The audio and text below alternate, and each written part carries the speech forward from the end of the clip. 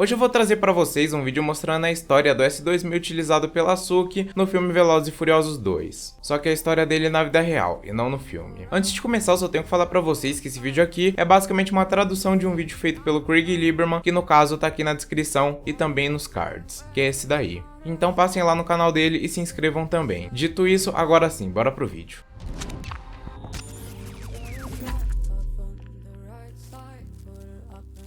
Como eu falei pra vocês no vídeo de ontem, esse carro aqui e o do Johnny Train era praticamente o mesmo carro. A diferença é que eles fizeram algumas modificações entre o primeiro e o segundo filme. Então, a parte 1 desse vídeo é meio que o vídeo de ontem. Caso vocês não tenham visto, o vídeo também tá aqui nos cards. Então, no segundo filme eles acabaram reaproveitando alguns carros do primeiro filme também, como por exemplo o caso do RX-7 que eu já mostrei pra vocês, que era o RX-7 do Toretto, que virou esse daí.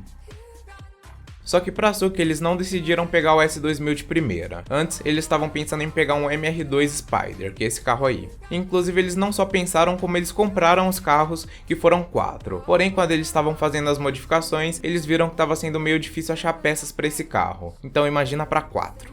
Eram poucas peças disponíveis no mercado e também eram muito caras. Então eles pegaram esses carros e deixaram de lado e foram atrás de outro carro para Suki. Aí eles estavam considerando quais carros pegar, né? Eles fizeram toda uma discussão lá. Entre eles estavam, por exemplo, o 240 SX e o 300 GX. Só que no final, como vocês sabem, eles acabaram decidindo utilizar o S2000 do primeiro filme, que era o do Johnny Train, que na vida real era desse cara aí que também apareceu no primeiro filme. Quando eles compraram o carro, ele já estava modificado, né? Ele estava naquela configuração laranja perolado já com as rodas Roja GTM, que foi a mesma utilizada no carro da Suki. Porém, eles tiveram que mudar algumas coisas, como por exemplo, a própria cor do carro. Como eles queriam um carro feminino, eles acabaram trocando a cor do carro para rosa e também fizeram algumas modificações na parte interna, tanto de cor quanto de estofados. Isso para poder ficar no nível das modificações do segundo filme. E agora sobre aqueles MR2 que foram descartados, a configuração deles foram concluídas, eles modificaram os carros e você pode ver eles justamente naquela cena que tem um monte de carro indo pra lá e pra cá. Nessa cena em específico. Pois é, esse carro aí era pra ser o carro da Suki, obviamente que com outras cores e outras modificações. Eu sinceramente acho que combinaria bastante, e vocês? Pelo menos mais do que as outras duas opções que eu falei pra vocês, o 240 SX e o 300 GX. Realmente eu acho que esses dois aí não teria nada a ver. Lembra que no vídeo de ontem eu falei pra vocês que eles não utilizaram carros de acrobacia do primeiro filme? Então, nesse caso aqui eles utilizaram 5. Isso pra poder facilitar as gravações e também pra poder fazer algumas cenas mais perigosas, como por exemplo, essa cena do salto. Os carros que tinham era o Principal 2, o de acrobacia 1, o de acrobacia 2 e o chamado Mike Rig, que é meio que um carro cortado para poder fazer as cenas internas, como por exemplo essa daí. Ele foi praticamente um S2000 cinza que depois foi pintado de rosa. Inclusive, inicialmente esse carro aqui não era nem pra ser rosa. A primeira cor que eles pensaram foi Magenta Red, que é quase rosa pra falar a verdade, né? Porém, com o tempo eles decidiram pintar de rosa mesmo. E falando em pintura, a pintura desse carro custou uma nota. Até porque ele foi pintado à mão por um artista lá dos Estados Unidos, que cobrou cerca de 11 mil dólares por cada carro. Então, eles gastaram dinheiro aí. Agora, sobre a interna, o próprio Craig League ficou responsável de modificar esse carro. Então ele pegou alguns medidores, colocou um sistema de som Panasonic, e também colocou um neon para deixar uma interna mais no nível do filme.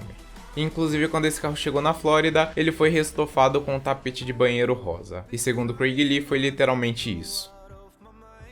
E agora um fato curioso que talvez vocês não saibam é que na cena do carro eles utilizaram um carro de controle remoto. Porém, não era um carrinho de controle remoto. O carro em si era de controle remoto. Isso em tamanho real mesmo. Eles fizeram isso tanto pra cena ficar mais real, quanto pra não machucar ninguém. E ficou bem legal, né?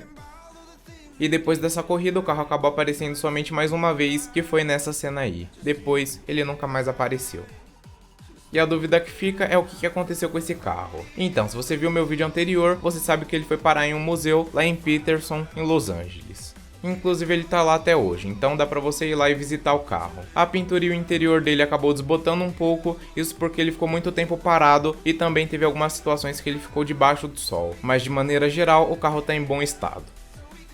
Então, esse daqui foi o principal, né? No caso, aquele foi utilizado também pelo Johnny Train. Porém, tiveram outros 4 modelos que ninguém sabe onde foi parar. Nós só sabemos que um deles tá com um cara lá da Europa, que no caso foi o mesmo que comprou o Supra do Craig Lee.